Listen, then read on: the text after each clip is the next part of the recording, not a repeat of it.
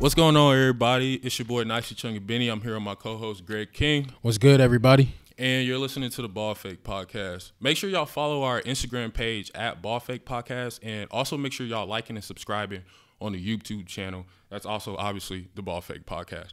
Now, y'all read the title. We're going to hop right into it. Denver, last night they upset the Los Angeles Clippers. They upset the Los Angeles Clippers last night, you know. It's a big deal because obviously the Clippers, they were up 3-1 to lead the series. Denver came back, won 3 of the last 3 games in a row. What was your thoughts on the game? What's some of your outtakes for that Game 7, Greg? Can you say choke artist? Man, choke artist. Bro, let's just start with the 2 superstars on the team, bro. Okay. Paul George and Kawhi, bro. Superstars? Is that what we're gonna call them? They're superstars, man. I don't think they superstars. All right, well, that's on you, bro. I'm messing with you. But I've definitely got something for Paul George. Yeah, bro. It's like let's start with Kawhi first, then you can talk about Paul George. Okay. Kawhi, man. The media gives you praise. Skip, Max, they give you praise. They want to put you in the GOAT conversation. Goats show up in these big-time games. Yeah, in the postseason when it matters most. When it matters most. Bubble or no bubble. It doesn't matter, bro. It's still a basketball game. You still get paid millions to play the game, so you still got to show up. Exactly. And you know what? I didn't think he started the game off. As far as, like, his impact, it didn't – he obviously didn't have too much of an impact. But he didn't start the game off terrible. You know, he started off with 12 points, shot 5 for 9, had 3 assists. They also kept the turnovers low, and Denver, they had 7 turnovers in the first quarter. LA only keeping it down to 3. But, you know, shots, they weren't falling for Denver to begin with. They shot 2 for 11 from 3. LA, they matched that with 5 for 12 from distance. I like what I saw out of Montrezl Harrell early on. He was consistent, got to the line consistently. I think that's something that LA should have did a better job of this entire series. But, you know, Denver, they kept it to a minimum after they saw that he got himself going. But what do you think about Paul George's performance today? We obviously won't say too many good things about it, but what was your outtakes on that? What do you think he could have done better in order to help his team win last night? Just put himself in positions to make good quality shots. Like, he wasn't really, like I've been saying, like, he's not looking. No, he's looking to score, but it's not like he's like being aggressive out there. He's not trying to be that shot creator or that person that we know he can score and put up big numbers in a Game 7, bro. Like, we know he can do that. He started off with 7 points, you know, but he got in foul trouble early. 3 fouls in the first half, I believe. Yeah. That's obviously going to make you have to sit down, and your team is going to have to do well without you. But I think talking about last night specifically, I don't think the shots that he took were necessarily bad. I just think he's just been in a slump this entire postseason. Yeah, he just doesn't look comfortable, like I've been saying. Like, he just hasn't been comfortable. Yeah, like I don't know if it's still those constant mental issues that have been flowing on in his head or whatnot, but he just hasn't looked like, you know what I'm saying, the Paul George that we all know and love. But I think whoever was guarding Murray, I don't remember who it was because, you know, they throw multiple guys at him, Kawhi, Pat Bev, Paul George. But Murray in the first half had 25 points. He had 20 in the second quarter. That's obviously unacceptable. You guys have to do a better job of containing him. You're known for being underdogs and having that grit and being well defensively. Y'all have y'all are known for your perimeter defense. Yeah, y'all have two-way guys. You would, you know what I'm saying, do a better job of containing Murray because that's a guy that, you know, he likes to get the 3 ball off, and once he gets going, it's very hard to stop him. But yeah, I don't know, man. Yeah, Paul George looked uncomfortable again. And as far as Kawhi, I think his shot selection was bad. It was really bad last night. Yeah, dude, he took 22 shots. He only made 6. I mean, you can probably say half of those are either misses or just bad quality shots. I mean, they threw a lot of bodies at him. Yeah. So he had to take tough shots. I mean, if you look at it in the second half, he shot 1 for 11 on contested shots. So, I mean, they were throwing bodies at him. They were making sure that we're not going to let Kawhi beat us. If Paul George goes off, okay, Paul George went off. He went off last game and had 30, and they still lost. Exactly. So I don't think Denver was really worried about Paul George. They were really worried about Kawhi, and they did their job. 6 for 22, 2 for 7 from the 3, 14 points. That's a solid day for Denver. Yeah, and I'm teed. And with LA being the 2 seed, you would think that their supporting cast, they would, you know what I'm saying, help PG and Kawhi contribute to a win. But guys like, Lou Williams, 7 points, 6 assists, but he's shooting 3 for 11 from the field. Not going to get it done, bro. Like I said, Montrezl Harrell, he got it going early, but in the second half kind of shied away, forgot that he was on the court. Marcus Morris didn't put any shots in the basket. Jermichael Green, that was what – I mean, he gave them spurts of, productiveness. I mean, gave him 11. He's played his game like he's been doing this whole playoff. Stand in the corner, knock down 3. So he's doing his job. If nobody else is, contributing, especially with your 2 superstars not playing the best that they obviously can, then it's not going to get it done. Especially when you have on the other end, like I said, Murray had 25 in the first half, 20 points in the second quarter. Jokic, I forget what his first half stats were. I know he started the game off like 8 points, 6 boards, and 4 assists. He saw his guys early. I think another thing too that was a big difference in this series was Doc Rivers deciding to double. He doubled Murray and Jokic. Now, whenever he doubled Murray, it would be off the pick and roll. They would try to trap and get the ball out of Murray's hands, which they did a good job of. But Murray, being the smart player that he is, he dished it off to Jokic. And, Jokic, he's an excellent passing big. Yeah, I didn't like them double teaming Jokic. Teammates. I didn't like them double teaming Jokic just because, he's a great passer. Dude had 13 assists last night. Like, right. He's going to find his teammates. Exactly. Especially with guys like Michael Porter Jr., who do most of their scoring from the inside off back cuts, and Jerrion Grant as well. Torrey Craig here and there. Yeah. But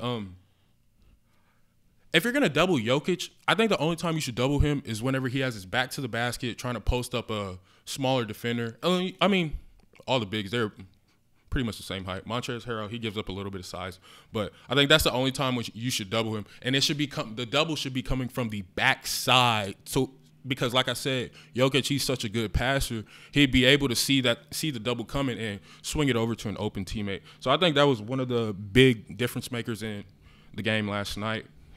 Also, Denver, they had 16 turnovers, though. I know I mentioned how Jokic and Murray, they've done a good job of finding their teammates open and whatnot. But LA, you have to capitalize on those turnovers. Yeah, you do. But Denver had to play with recklessness. I mean, fearless. So the turnovers, 16 is bad, but man, when you're trying to win a game 7, it doesn't matter, man. You got to go put everything out on the floor. Right. You got to this point. Definitely have to limit your mistakes. Exactly. But LA, they played horrible in the second half. They started the fourth quarter off on a shooting 0 for 8. They didn't get their first field goal until the 4:50 mark in the what was it? The third quarter. In the entire second half, they made 8 shots after taking 37 of them. I think Denver, they did a good job offensively. They got into the bonus with 3 minutes left in the fourth quarter. That's nothing major, but you saw that they were aggressive, trying to get to the line and get those free points. But I think Murray's play, him and Jokic, they did a great job of keeping Denver in it. Because these past 2 games, Game 5 and Game 6, they've been down heading into the third quarter by 16 points in both games. And last night they did a good job of keeping them in it. Like I said, it was only about a two-point game. They didn't show that they were scared or anything. They're definitely a team that's prepared for a Game 7. Like we all know, this is their 4th series going into a Game 7. So I think Denver did a good job of making sure that they could keep up with the LA Clippers. Yeah, like I told you, I said that if Denver comes out and punches them right in the mouth, the game is in their hands. The game is in their control. As long as they maintain it, they will win, and that's what they did. Yeah, they got down a little bit, but they came back. They still had that spark when the Clippers thought they had it when they're up in the third quarter, at the beginning of the third quarter, until they lost it towards the end going into the fourth quarter. So I told you that they were going to do that, and I also liked from the Nuggets is that they weren't rattled. They weren't rattled at all. They knew the pressure wasn't on them because I mean they've been fighting. What do we have to lose? So everybody already counted us out, but we believe in each other. Exactly. All the pressure was on the Clippers, and I think they felt that in the fourth quarter, and they were just throwing up shit. They were throwing up shit and didn't know. I mean, just look discombobulated. 37 in the second half, not gonna get it done. Not gonna get it done, especially when you make your first field goal with 4 minutes left to go in the quarter. That's not good enough. I think Denver's defense, they they did an exceptional job of getting out to shooters and making sure they contested every shot. Now, one thing I don't like about Denver is their pick and roll defense. They struggle sometimes with getting back to their original man like that. Whether it's a combination of Murray and Porter or whoever else. I know Porter specifically, he doesn't do the best of getting back after he hedges to his man. So LA, they can easily dish it off to whomever is open, and that's an open shot for them. But Denver, they did a good job of contesting. Like you said, Kawhi Leonard, he went 1 for 11 on contested jump shots. So you're definitely making them feel you. So I think Denver did a good job of doing that. Speaking on Kawhi, in the series in the second half, he's only averaged 10 points per game off 31% shooting. And in the fourth quarter, he's averaging 5 points per game as a superstar. That's not going to get it done. Not going to get it done. He's not a GOAT. I'm not hearing it. But, yeah, 33 points in the second half for the LA Clippers. That was tied for the fewest in the postseason for their franchise. Like I said, they just didn't. From all cylinders, Marcus Morris, 7 points, 2 for 9. Paul George, 10 points, 2 for 9. 3 points in the second half. Not going to get it done. So, with like I said, with Murray, he finished the game with 40 points. You got a triple-double out of Jokic. Michael Porter gave you good minutes. I think Denver, they really showed their championship pedigree. Like, you know, L.A., they've been, like I said, they've been a team that has been, how do I call it? They're no longer the underdogs, but they like playing from behind for some reason. Like, they rather be the hunter than the hunted. And that's really weird because, you know, you can have a bunch of underdogs on that team, guys with a whole bunch of grit and defensive potential and whatnot. But last night, they just couldn't get it rolling. So what are you most disappointed about the Clippers? I know it's Paul George, and you can go in depth about Paul George, but, like, what else are you kind of disappointed about? I have a number of things. I'm going to start out with the coaching. Doc Rivers, he's the only coach in NBA history to blow multiple 3-1 leads. This is his third time. Terrible. First time it happened in, I believe it was against Detroit in like 2005. He did it again in 2015 with the same LA Clippers team. But that team, they had even more stars. Like, you know, that is a true contender. Jamal Crawford, Eric Bledsoe, Chris Paul, DeAndre Jordan, Caron Butler, Blake Griffin, a number of guys. And Austin Rivers, his son, still couldn't get it done. But Doc Rivers, he's shown that,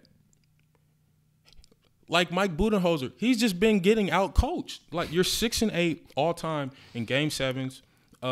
The Clippers are now officially 0-8 all-time with a chance to clinch a berth in the conference finals. Like, I thought that was a crazy stat. Yeah, you guys have to be able to – they seem like they curse. You have to be able to get over the hump. I think last night he was a little bit too relaxed. He didn't get, you know what I'm saying, his guys into it until when it was too late, like late in the third. Yeah, when they got pressure, when they felt the pressure, exactly. It was kind of like he was just sitting back and, you know, they'll figure it out type of, you know what I'm saying, coaching. And that's not going to get it done whatsoever. I think, like I said, I didn't agree with the double teams that he sent at Murray and Jokic. And, you know, that wasn't something that they done the whole series, but I didn't think it was a good idea for them to, you know what I'm saying, try that here in a Game 7. Yeah, do you think they were playing desperate? I think he was desperate coaching. Like, let's just try some new shit, and then we'll see if it works. And I mean, I guess you could say that, but him having, like, the Clippers, they had a few guys who were in foul trouble. I believe Pat Bev maybe had 3 fouls early on. I know Paul George had 3 fouls in the first half. Kawhi Leonard, he already does so much for you offensively. And Montrezl Harrell, he was having a very tough time guarding Jokic down there alone on that block, right and left block. So you could say that he was just trying a new scheme or whatnot. But at the end of the day, let's be real. This should have been over in Game 5. Exactly. There's no reason for you to – and even if they win in Game 5, Game 6, you have to close it out. You have to close it out. And speaking of closing games out, Paul George, this guy, I don't know what it is about him in closeout games and elimination games, but he just doesn't – he can't get over the hump for some reason. I'm going to start back in 2012 when he first became an All-Star. Game 6, 2012 versus the Atlanta Hawks. It's a closeout game. You're up 3-2. This is back when he was playing for the Indiana Pacers. His stats for Game 4, he had 4 points, shooting 2 for 10 in 44 minutes. Now, we're going to fast forward to the Eastern Conference Finals. I believe that was in, 2013, the following year. I don't remember. Yeah, I think it was 2013 in the Eastern Conference Finals versus the Heat in Game 7. He had 7 points, shot 2 for 9, 1 for 4 from the three-point line. Not going to get it done. You're the best player on the team. You're an all-star now. You have to be able to put your team above. Now, exactly. 2017, in the first round versus the Cavs. The Cavs, this is the year that LeBron James came back to Cleveland. He's feeling good about himself. I think they were the number 1 seed. I can't remember off the top of my head. But I know the Cavs were up 2-0 in that series. Now they come back to Indiana for Game 3. And the Pacers, they have a 26-point lead. Paul George, in the third quarter, he had 0 points and shot 0 for 5 from the field, 0 for 3 from the three-point line. And in the first half, he was actually high. He shot 23. He scored 23 points, shot 6 for 13. And in the second half, he shot away, only had 13 points, shooting 4 for 15. So, this is somebody who has a legitimate record of coming up short in the biggest moments in the postseason, time and time after again. And that's crazy to me because it's like Steve Ballmer, he gave up 7 draft picks in order for him to, get you here in LA. So it's like you have to play to your potential. Yeah. But, I think that's crazy, man. Paul George, I don't know where. And I could keep going on. I really could. I have several stats here. I'm looking. I believe him, man. He's come up short multiple times. So I don't think he's ready for prime time. That's just as simple as that. I think he's a tier 2 guy who plays like a tier 4 guy. He's just one of those guys that he shies away from the moment. Right now, this postseason, he stated that he has mental issues that he's going on that's bothering him right now. But at the same time, you have to be able to lock in, especially in a Game 7. Exactly. We don't really want to hear that. I understand that mental health is a big issue, but like I said, it's Game 7. You want a chance to play for a championship. And Kawhi needs you. He needs you to win the game. Yeah, you have to come up big. Yeah, I was super disappointed to see that, but I was also glad because Laker fans over here. Yeah. For Bron to play the Nuggets is an easy road to the finals. So, I was excited last night. I don't know about you, Nicely. I don't think it's easy, but it's an easier road. Yeah, I think they shouldn't underestimate the Nuggets. Right. But previous history, regular season games, they've shown that they can handle the Nuggets. The way they play defense on Jokic and Murray, they will figure out a game plan and really stop them. I have the Lakers in 5 in that series. Yeah, the Lakers in 5. I'm just say 6 just because – the Nuggets have 2 good. I'm not giving anybody 2 games. Yeah, I can just see the Nuggets just having 2 good games. I just want to be, realistic. We'll give them 1. I really want to say sweep, but I'll give them 1 game. Yeah, I agree with you.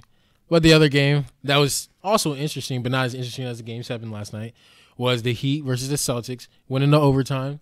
Jimmy showed up. Jimmy buckets. 3, and Boston only gave you 35%. But one thing I think Boston definitely needs to cut back on is they're not going to be able to contain Bam if they keep sending him to the free throw line. That's an 87% free throw shooter. He leads his team. He's the best on the team at shooting their free throws.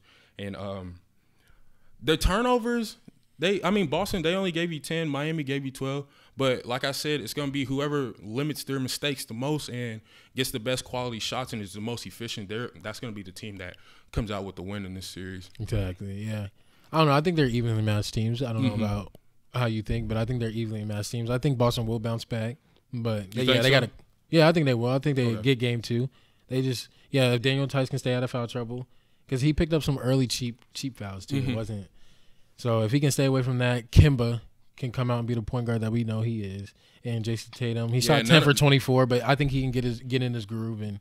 Yeah, Kimba, he definitely will be the difference maker in the series if he's able to knock down shots. Yeah, I think Jaylen Brown. He played all right last night. I think 17 points off 6 for 14 shooting. He was kind of quiet though. Like you kind of quiet 17. Yeah, you kind of forgot that he was out there on the floor. He definitely needs to be somebody who's more effective on the offensive and defensive end in order for them to win. But overall, I have Miami winning in 6 games. I don't think this series will go 7. I got Miami in 5. I just think Miami is just too strong. Okay. So, Oh, I also want to give a shout out to Marcus Smart too. He played good too. Yeah, 26 points. Shot well from 3. Yeah, and had good defense he played good defense on the defensive end too. So yeah, but I think that wraps it up for episode 3, guys. We appreciate y'all tuning in and listening to our podcast. Like I said to begin with, make sure y'all follow our Instagram page at Ballfake Podcast, and make sure y'all are liking and subscribing and telling your friends about our YouTube channel. Yeah, repost anything that we post and keep you guys more interactive on our Instagram page too. Yeah, and you never know. Let us know what you guys want to let us know some topics and some more hot takes and things you guys want us to maybe discuss in the future. But other than that, we appreciate you guys listening once again. We love y'all. We hope to grow our fan base even more, and we appreciate the feedback that we've been getting. We'll see y'all later. Love you.